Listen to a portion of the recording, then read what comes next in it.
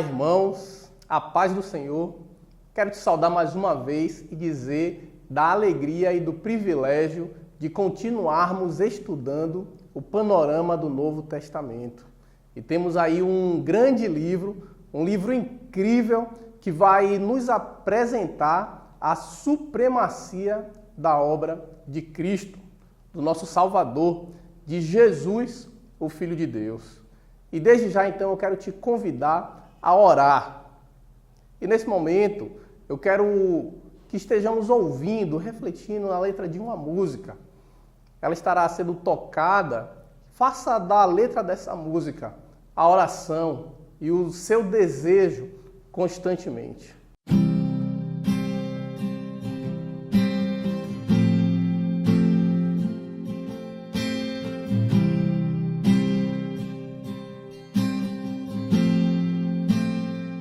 Sejas meu universo, não quero dar-te só um pouco do meu tempo, não quero dar-te um dia apenas da semana. Que sejas meu universo, não quero dar-te as palavras como gotas. Quero que saia um dilúvio de bênçãos da minha boca. Que sejas meu universo, que sejas tudo o que sinto e o que penso. Que de manhã seja o primeiro pensamento e a luz em minha janela. Que sejas meu universo, que enchas cada um dos meus pensamentos. Que a tua presença e o teu poder sejam alimento. Jesus, esse é o meu desejo. Que sejas meu universo. Não quero dar-te só uma parte dos meus anos. Te quero dono do meu tempo e dos meus planos. Que sejas meu universo. Não quero a minha vontade, quero agradar-te. E cada sonho que há em mim quero entregar-te. Que sejas meu universo, que sejas tudo o que sinto e o que penso. Que de manhã seja o primeiro pensamento e a luz em minha janela. Que sejas meu universo, que enchas cada um dos meus pensamentos. Que a tua presença e o teu poder sejam alimento. Jesus, esse é o meu desejo. Que sejas meu universo, que sejas tudo que sinto e o que penso. Que de manhã seja o primeiro pensamento e a luz em minha janela. Que sejas meu universo, que enchas cada um dos meus pensamentos. Que a tua presença e o teu poder sejam alimento. Jesus, esse é o meu desejo. Que sejas meu universo,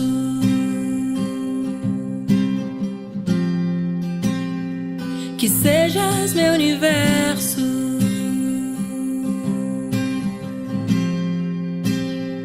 que sejas meu universo. Bondoso Deus, obrigado, Senhor, pelo teu grande amor para com as nossas vidas.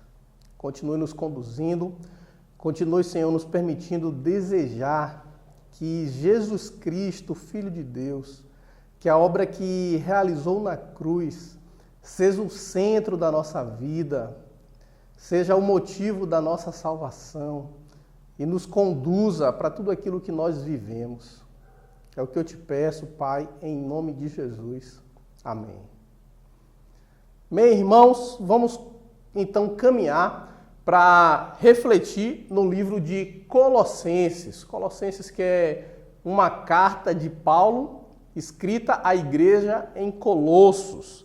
E um tema base para o nosso estudo de hoje de Colossenses, da lição, é Colossenses 2, do 8 a 10, que diz assim: cuidado que ninguém vos venha a arrendar com sua filosofia e vãs sutilezas, conforme a tradição dos homens, conforme os rudimentos do mundo e não segundo Cristo.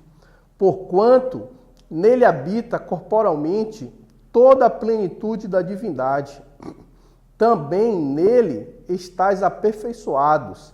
Ele é o cabeça de todo o principado e potestade.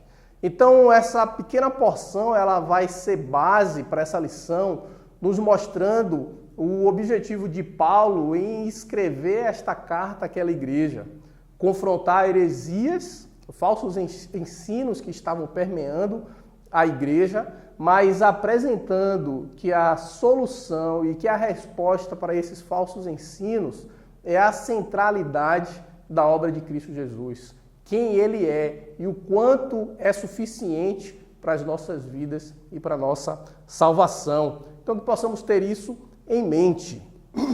Caminhando, então, para a nossa aula, como em todas as outras, nós temos alvos ao qual desejamos quando concluímos, né, o nosso tempo aqui na Palavra de Deus.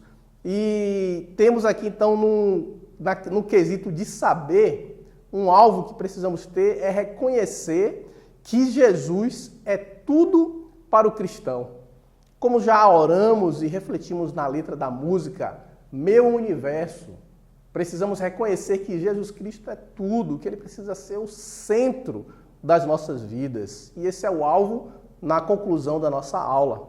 Precisamos sentir, ou seja, ser motivado a conhecer cada vez mais de Jesus Cristo, conhecer mais aquilo que Ele realizou e a sua pessoa, de quem Ele é. Só encontramos essas respostas na Palavra de Deus, mas precisamos ser motivados, e motivados então nos lembrando da forma como Ele transforma as nossas vidas e daquilo que Ele realiza por quem Ele é. E um último alvo é agir, ou seja, abandonar as atitudes que não condizem com quem Jesus é. Então, se entendemos que a obra que Ele realiza na cruz é suficiente para a nossa salvação e que somos salvos, então, pelo seu sacrifício na cruz, devemos deixar a velha vida, devemos deixar aquilo que não condiz mais com quem Deus é e com aquilo que Jesus Cristo realizou na cruz para a nossa salvação.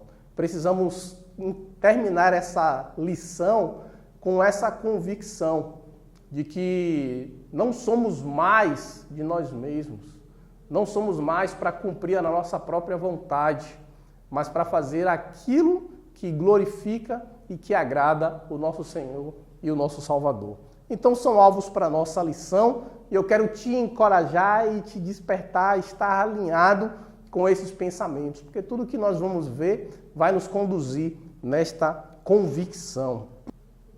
Seguindo aqui, então, vamos ver na introdução desta carta, da lição, que Colossenses é uma carta fantástica, onde apresenta a cristologia, ou seja, Cristo no centro de toda a obra de Deus. Onde vamos perceber, então, que na própria palavra de Deus, desde o Antigo Testamento, podemos ver constantemente a presença e o agir de Deus nos conduzindo para esse que é o Salvador e a solução para o problema da humanidade. Então, Paulo, ele vai constantemente na sua palavra trazer essa superioridade de Cristo Jesus, a preeminência que ele tem sobre todas as coisas, a forma como é grandioso a sua obra e o que ele realiza é suficiente e maravilhoso para transformar vidas e para nos conduzir àquilo que é a sua vontade. Paulo então vai desenvolver isso na sua carta e logo no capítulo 1, a partir do versículo 15 até o versículo 17, ele destaca que Jesus Cristo é o próprio Deus, ele é a imagem do Deus invisível. Então, como um guia para essa carta, como já vimos refletindo, né? Paulo ele vai confrontar heresias, falsos ensinos e vai concentrar a sua correção em apresentar quem é Jesus Cristo. E entendendo um panorama geral deste livro, temos algumas informações. Primeiro, é uma carta de Paulo, mas uma carta enviada às igrejas. Então, Paulo tem diversas cartas e tem cartas direcionadas a pessoas específicas. E nesse ponto aqui, Paulo escreve à igreja de Colossenses. É uma carta eclesiástica. Sabemos que então foi Paulo quem escreveu, ele mesmo se intitula como autor. Lá em Colossenses 1 ele diz: Paulo, apóstolo de Cristo Jesus, por vontade de Deus, e o irmão Timóteo, aos santos e fiéis irmãos em Cristo que se encontram em Colossos, graça e paz a vós outros da parte de Deus, nosso Pai. Então podemos ter a convicção de que foi Paulo o autor e é uma carta direcionada a uma igreja.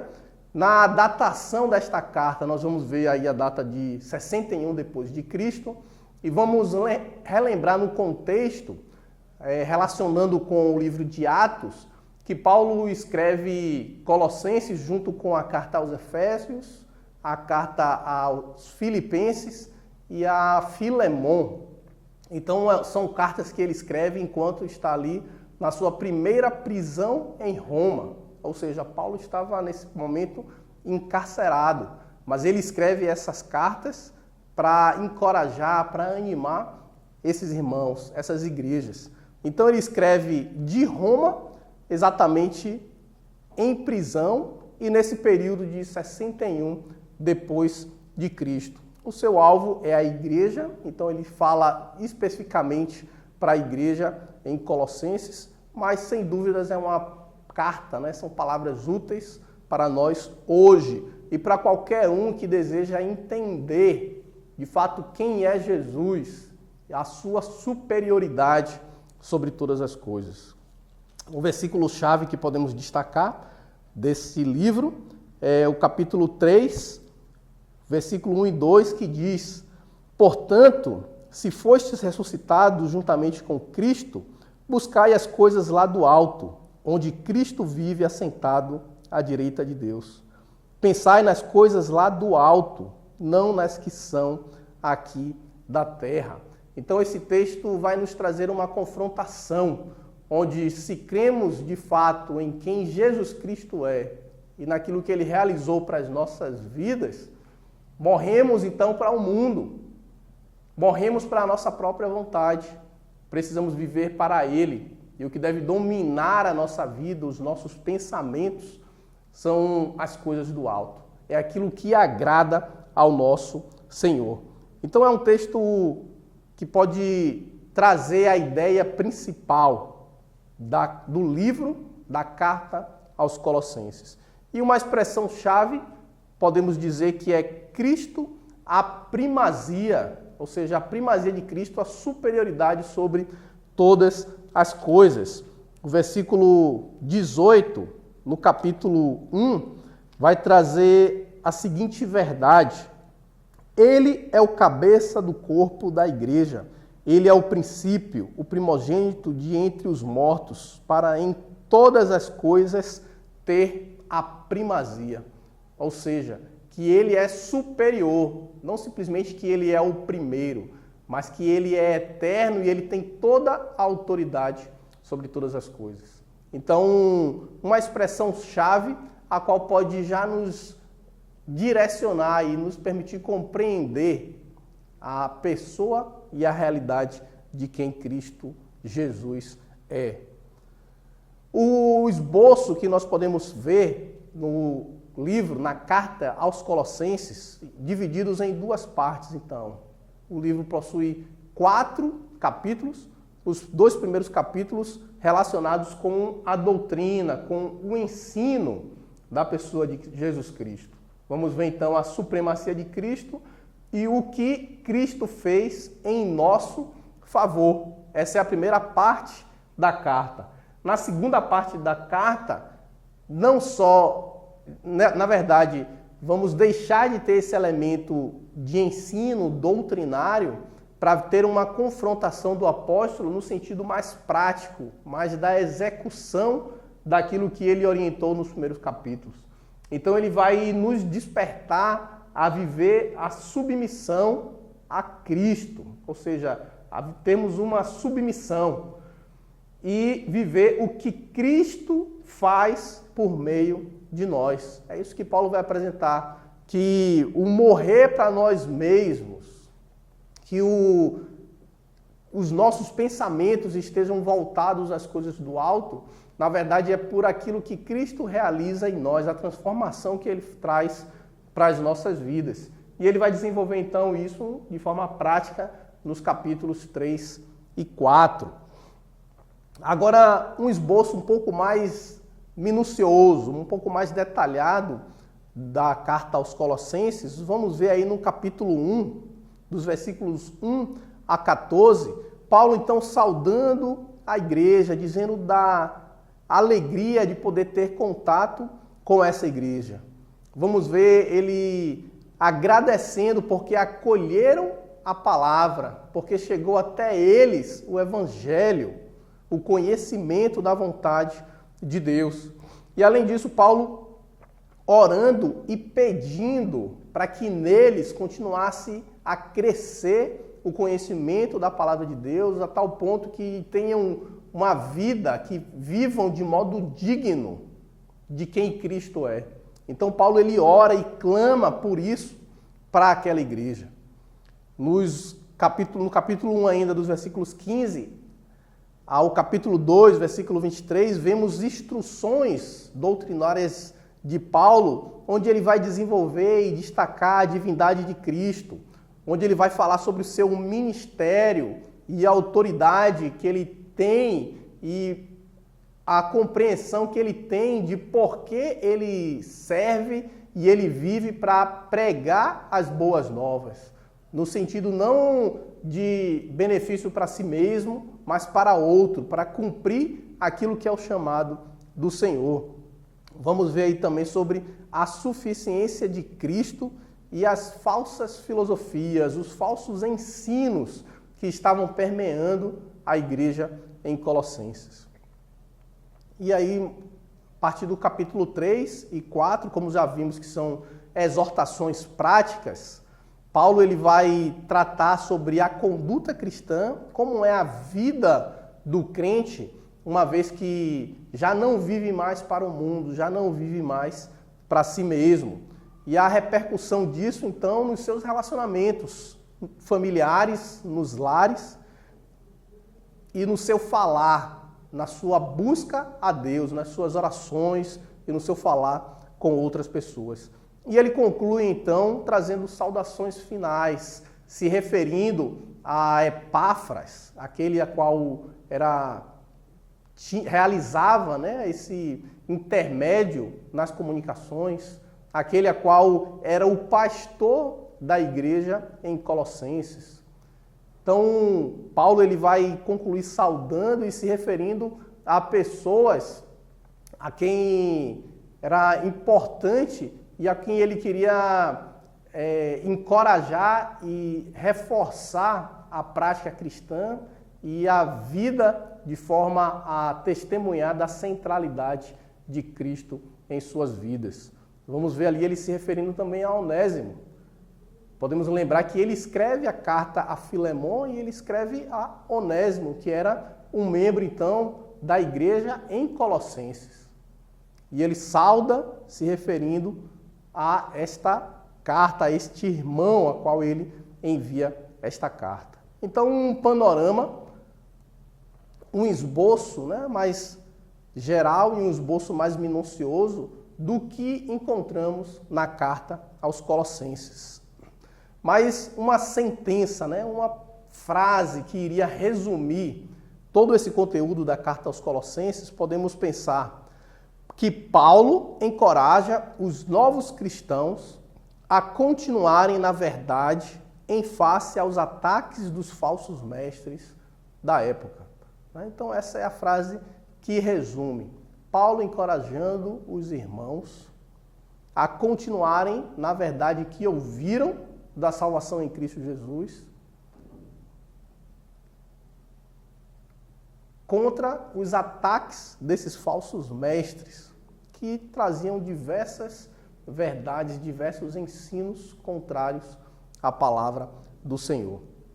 Mas entendendo um pouco do contexto desta carta, a cidade de Colosso era um centro comercial, era um local de grande movimentação econômica. Ela possuía ali um solo fértil, possuía a produção de lãs, que proporcionava um conforto financeiro, uma movimentação. A sua localidade, próximo de outras cidades que também eram consideradas, né, como centros comerciais, gerava esse fluxo e gerava esse posicionamento onde muitas pessoas passavam e transitavam na cidade de Colossos. Também era uma cidade que era constituída principalmente de gentios, de gregos e de frígios, de pessoas que não tinham contato com a cultura de Israel. Então esse era um contexto da cidade de Colossos, a qual podemos ver que não tinham como prioridade a adoração, a busca a um Deus, a busca ao Deus de Israel. Mas que o Evangelho chega até eles e o Evangelho impacta e gera transformação na vida de pessoas desta cidade.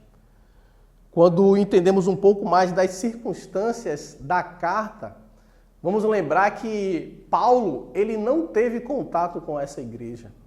Não foi uma igreja a qual nas suas viagens missionárias ele passou, a qual ele evangelizou e ele ensinou.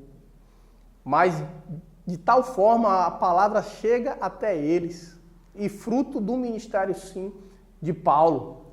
Porque vamos ver que Epáfras, ele é quem instrui aquela igreja.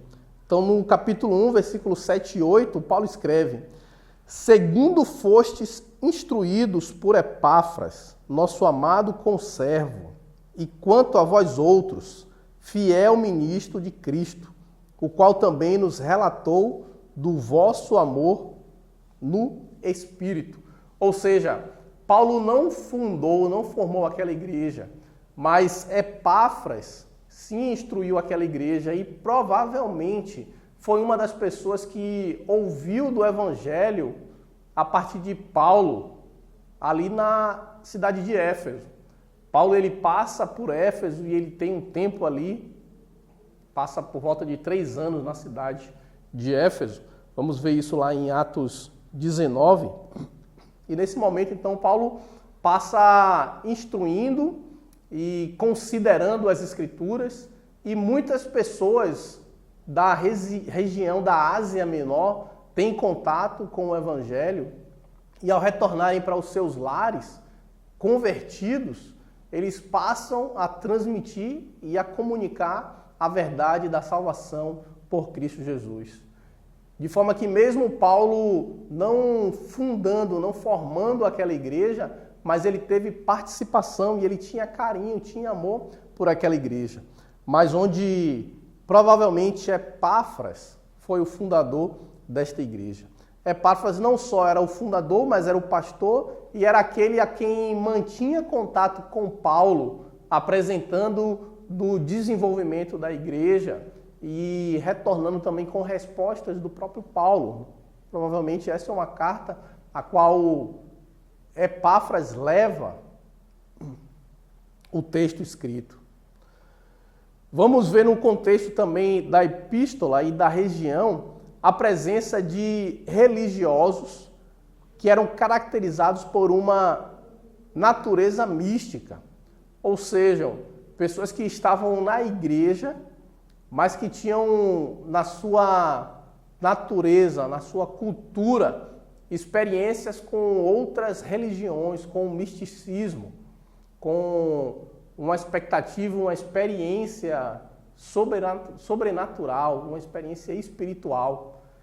E trazia esses elementos para dentro da igreja. Então, tudo isso somado com outros elementos que desenvolve naquela igreja, naquela realidade, um falso ensino, uma heresia, ao qual Paulo, nesse momento, ele se volta ensinando e confrontando. Então, esse era um contexto desta carta. Uma cidade financeira e de comércio, de uma localização de permitir o fluxo de diversas pessoas. A presença de muitos gentios e da falta do contato com o povo de Israel, com o povo adorador do Deus de Israel. Uma igreja formada por pessoas que se converteram e perseveraram no conhecimento e na busca a Deus e transmitiram isso para outros. Mas nesse momento, nesse intermédio, a presença de pessoas com outras realidades, com outras culturas, com outras experiências. Paulo, então, confrontando aquela igreja e alertando aquela igreja sobre essas realidades, sobre esses falsos ensinos, ele escreve, e como já destacamos, apresentando a pessoa de Jesus Cristo, a suficiência de Jesus Cristo, aquilo que ele realiza para a nossa salvação. E como conteúdo desta carta, a gente vai ver três áreas, três momentos que Paulo enfatiza, a qual é importante destacarmos na compreensão do estudo da carta aos Colossenses. Então ele vai apresentar Cristo, é um primeiro conteúdo, mas ele vai também apresentar as heresias que estavam ali presentes na cidade, em Colossenses e na igreja. E ele vai apresentar também um último conteúdo que vamos ver na nossa lição, a nova natureza que o homem tem em Cristo Jesus. Pensando então sobre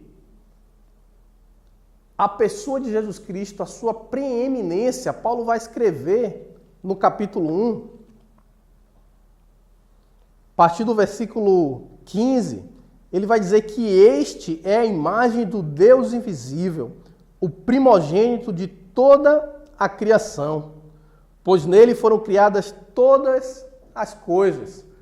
Paulo, então, ele destaca que Jesus Cristo, ele é o próprio Deus, que ele criou todas as coisas sendo Deus, que ele possui essa autoridade de que não existe nenhum outro ensino, nenhum outro ser, nenhuma outra atividade ou entidade que seja superior a Jesus Cristo. Porque ele, sendo Deus, ele criou todas as coisas, ele tem autoridade sobre todas as coisas. Então Paulo ele vai desenvolver e trazer essa verdade, que ele é a imagem do Deus invisível, que ele é o primogênito de toda a criação, que nele todas as coisas foram feitas, e foram feitas por meio dele, e foram feitas para ele. Ou seja, não existe nada que possa superar, que possa ser maior do que Cristo é e do que ele realizou para a nossa salvação. Não podemos descansar e ter a nossa esperança em nada além do nosso Salvador, Jesus Cristo. Paulo ainda vai desenvolver aqui, a partir do versículo 18, que Jesus Cristo, aquele que morreu na cruz, ele é o cabeça da igreja. Ele morreu, mas ele ressuscitou e ele que nos conduz. Aqueles que são reconciliados com ele por meio da fé, têm não homens, não instituições, mas tem o próprio Cristo como líder, como cabeça. E essa deve ser uma segurança que temos e que vemos aqui então na palavra de Deus, quando Paulo escreve aos Colossenses, onde ele afirma e onde ele testemunha e ensina para aqueles irmãos e ensina para nós também, de que sim, Jesus Cristo, ele é fundamental para a nossa restauração, para o nosso relacionamento com Deus. De forma que não precisamos e não podemos buscar nada, nenhum outro caminho para viver a vontade do Senhor, para viver aquilo que corresponde aos planos e os propósitos de Deus para as nossas vidas, buscando adorá-lo, buscando viver para a sua glória. Somente Cristo é o caminho para essa verdade. Então esse é um primeiro conteúdo a qual Paulo vai enfatizar e que nós precisamos nos debruçar para compreender e para viver cada vez mais nesta verdade. O segundo conteúdo, então, Paulo ele vai tratar aqui sobre as heresias que estavam presentes em Colossenses. E podemos ver aqui no texto que ele vai falar sobre raciocínios falazes. Capítulo 2, versículo 4, ele diz: assim digo, para que ninguém vos engane com raciocínios falazes. No versículo 8 do mesmo capítulo ele diz: cuidado, que ninguém vos venha a arrendar com suas filosofias e vãs sutilezas, conforme a tradição dos homens, conforme os rudimentos do mundo, e não segundo Cristo. Então Paulo ele vai apresentar que existiam pessoas que com seus argumentos, com as suas falsas verdades, buscavam enganar e levar outros a raciocínios enganosos, onde tiravam a superioridade de Cristo Jesus, tiravam a prioridade de quem Deus é nas suas vidas, para por meio dos seus argumentos, por meio do seu conhecimento, buscar uma salvação enganosa. Então vemos que uma heresia que Paulo vem confrontar são filosofias, ou seja, ideologias terrenas, que na verdade enganam, que na verdade nos desviam da centralidade de Cristo nas nossas vidas para colocar o homem como o centro de todas as coisas, ou o conhecimento do homem como o centro de todas as coisas. Então Paulo confronta esse falso ensino. Paulo ainda vai continuar falando, e no versículo 16, nós vamos ler: ninguém, pois, vos julgue por causa de comida e bebida, ou dia de festa, ou lua nova, ou sábados, porque tudo isto tem sido sombra das coisas que haviam de vir.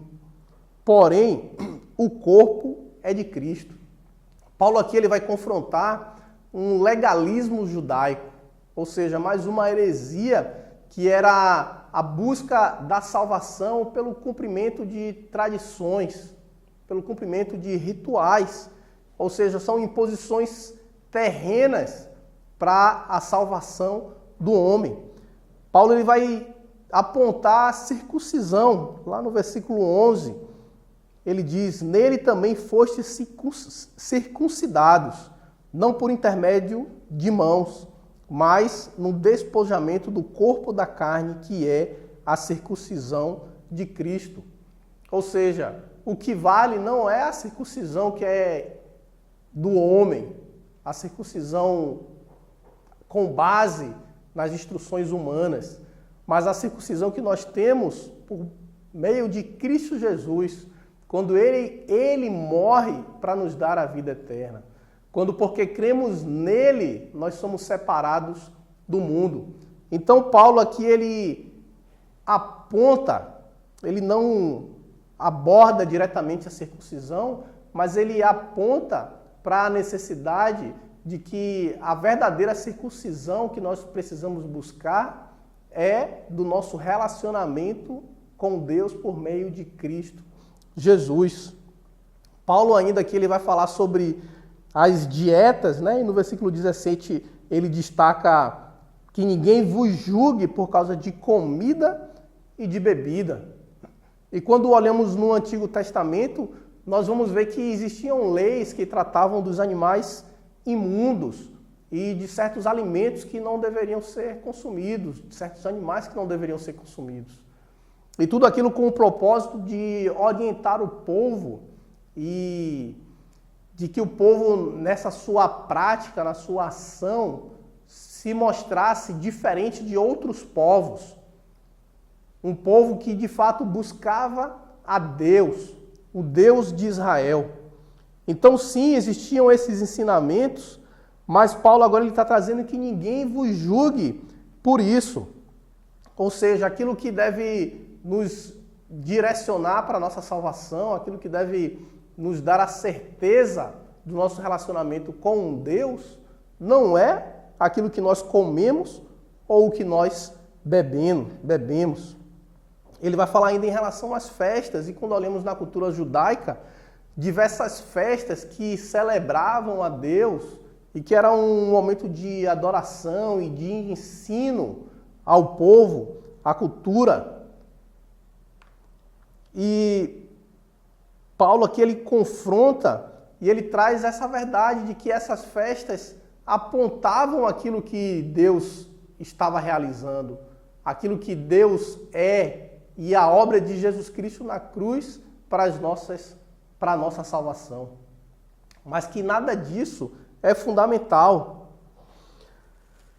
No versículo 17, então, ele desenvolve, porque tudo isto tem sido sombra das coisas que haviam de vir, porém o corpo é de Cristo. Como que uma luz que bate no corpo e por meio daquela luz nós percebemos a sombra do corpo e conseguimos identificar o corpo.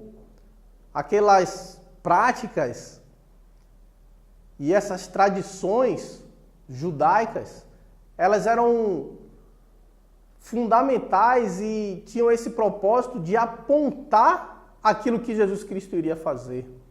Mas uma vez que o corpo é revelado, uma vez que Cristo é conhecido e ele entrega a sua vida como um cordeiro na cruz, não existe mais a necessidade da atenção à sombra. Agora o nosso foco é no corpo, que é Cristo Jesus.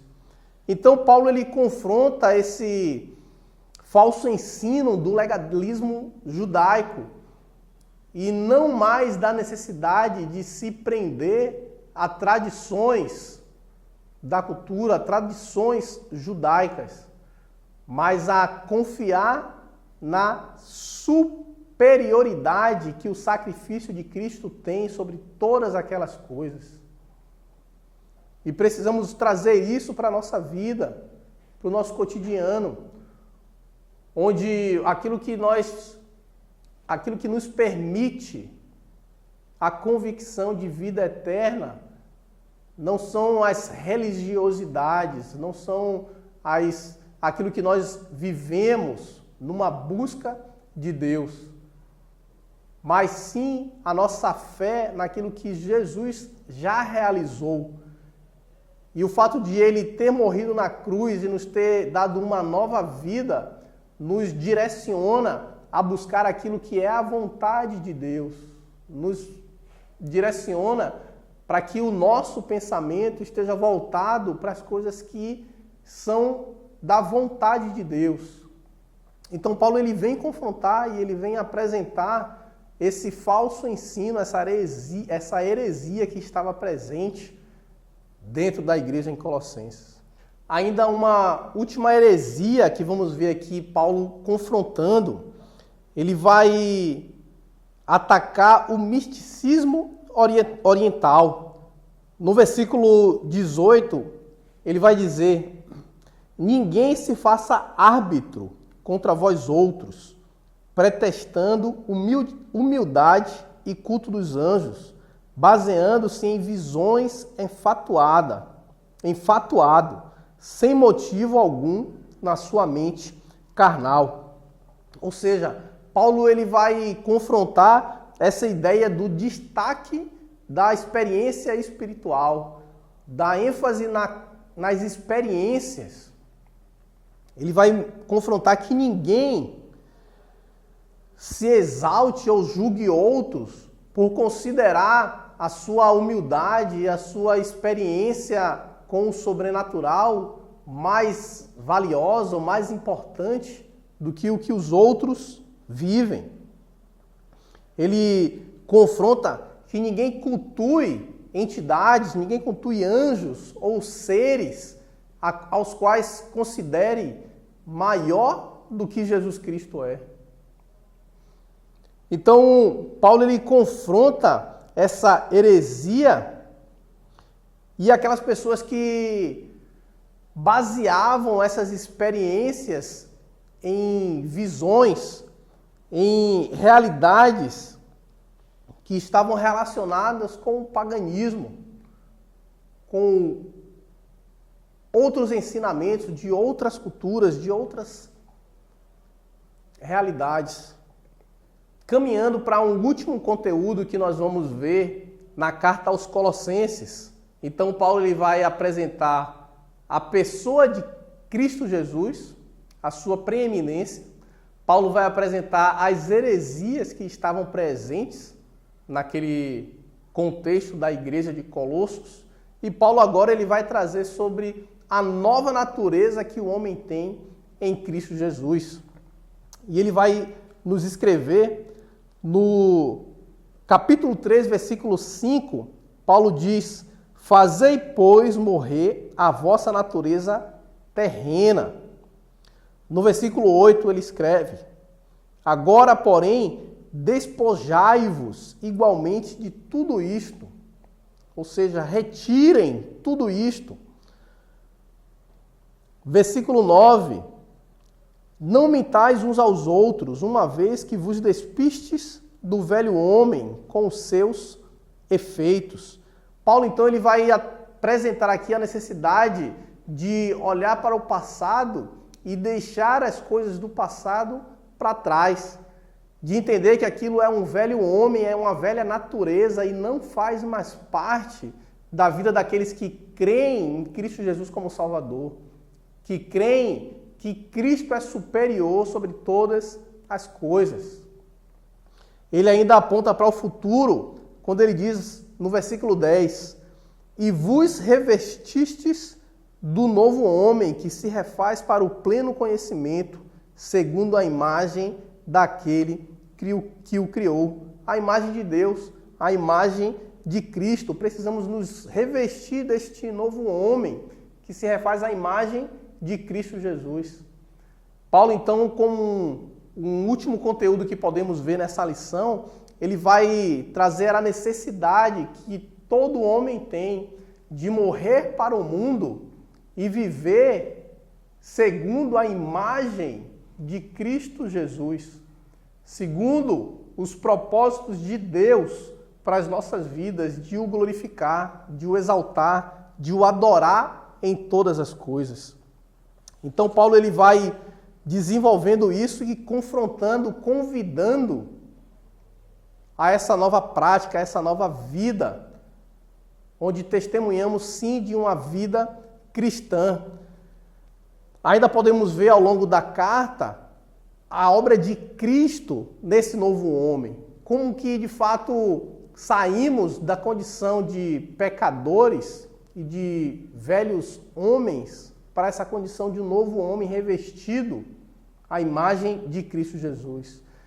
E Paulo, então, aqui no texto, ele vai desenvolver, no capítulo 1, ele vai falar sobre o entendimento do Evangelho. Ou seja, é por meio da compreensão das boas novas que o homem deixa a sua condição do pecado. É por meio daquilo que Cristo fez e da palavra do Senhor nas boas novas que somos reconciliados com Deus. Paulo ele vai dizer então que somos reconciliados em Cristo Jesus.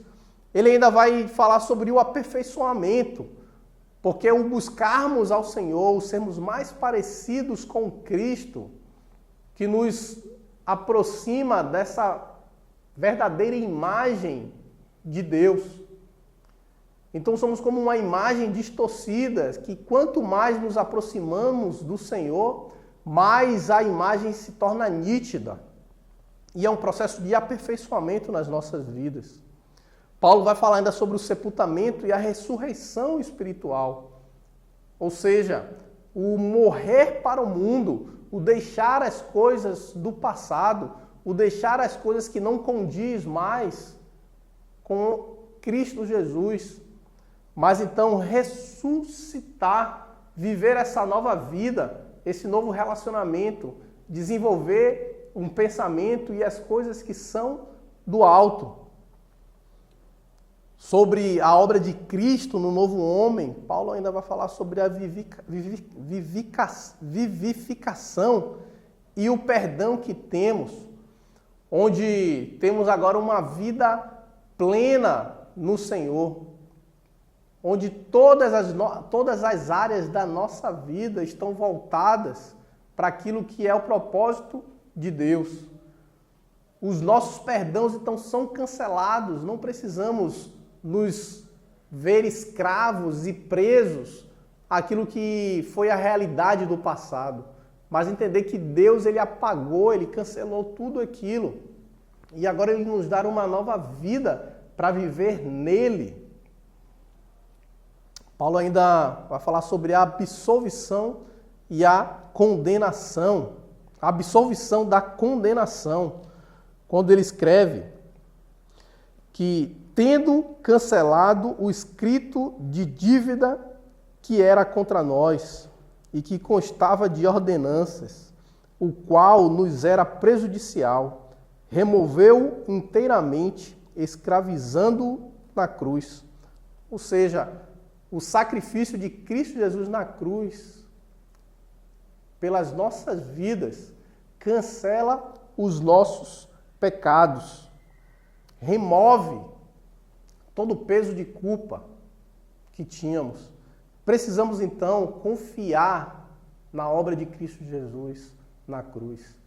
Precisamos sim crer que aquilo que ele realizou é suficiente para nos permitir viver essa nova vida como um novo homem, não preso mais pelas coisas do mundo, pela idolatria às coisas terrenas, pelas tradições passadas, pelas experiências que são oferecidas pelos homens, mas sim viver aquilo que exalta a pessoa de Jesus Cristo, que exalta o amor de Deus sobre nós. E diante de tudo isso que Jesus realiza, algo deve impactar as nossas vidas e nos transformar, onde todas as áreas da nossa vida transformadas impactam a vida de outras pessoas.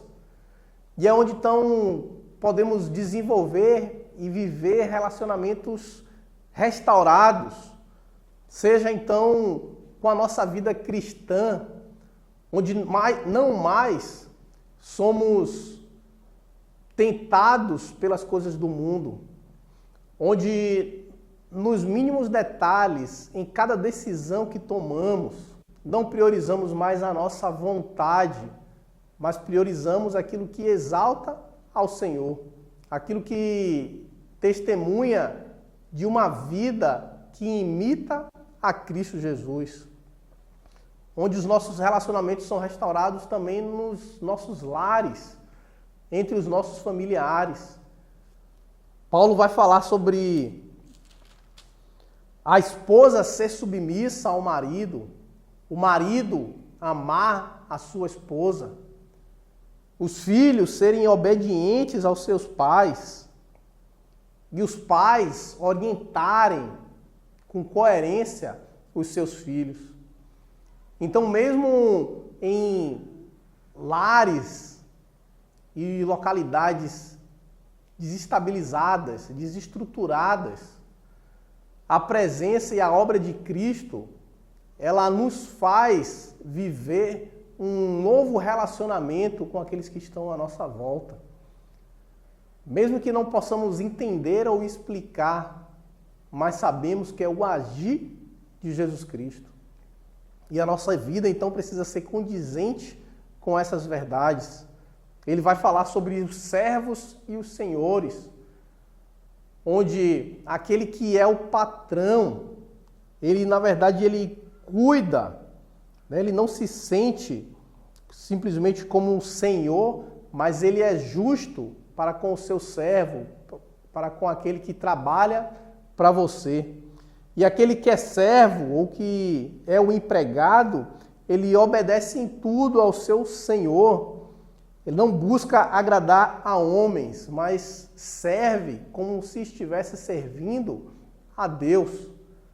Mesmo nas nossas áreas profissionais, nos nossos relacionamentos entre patrão e empregado, os nossos relacionamentos precisam testemunhar da obra de Cristo Jesus, que nos transforma, que nos faz esse novo homem, que mesmo quando injustiçados, mesmo quando não é a nossa vontade, não buscamos a nossa vontade, mas nos sujeitamos à vontade de Deus. E uma confrontação, então, para mim e para você. Você é capaz de enxergar como todas as características de Cristo Jesus se refletem em sua vida? Uma forma é avaliar o nosso relacionamento familiar e o nosso relacionamento no trabalho. Temos testemunhado de tudo aquilo que Jesus Cristo ele fez na nossa vida, de que de fato deixamos a natureza terrena para trás, deixamos o velho homem para trás. Então, nos nossos relacionamentos, nos nossos lares, nos nossos trabalhos, testemunhamos de Cristo Jesus. Esse precisa ser o nosso objetivo e o nosso alvo. Então, relembrando o alvo da lição, compreender que Jesus Cristo precisa ser o centro da nossa vida, precisa ser tudo, que Ele seja o nosso universo, como declaramos na canção.